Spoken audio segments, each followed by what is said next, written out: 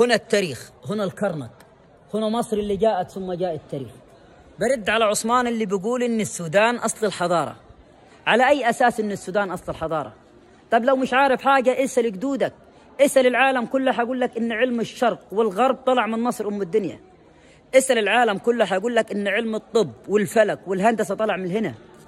اسأل العالم كله حيقول لك إن المصريين القدماء أول من قسموا السنة ل 12 شهر والشهر ل 30 يوم.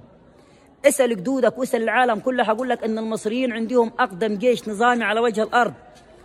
اسأل العالم كله حيقول لك إن المصريين القدماء أول من عرفوا الرتب العسكرية، وجميع الرتب العسكرية اللي موجودة حاليا في العالم مقتبسة من الرتب العسكرية المصرية.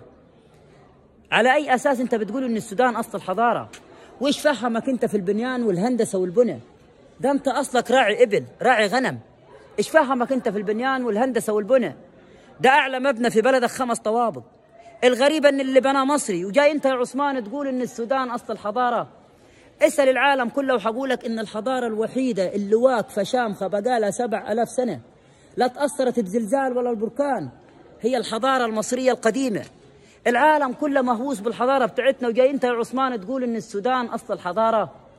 ده العالم الشهير اللي هو فيثاغورس صاحب نظرية المثلث القائم، عشان يعرف إنه هو ماشي صح أو خطأ جا درس عندنا إحنا في مصر وكمل النظرية بتاعته عندنا إحنا في مصر، عشان إحنا الأساس يا عثمان.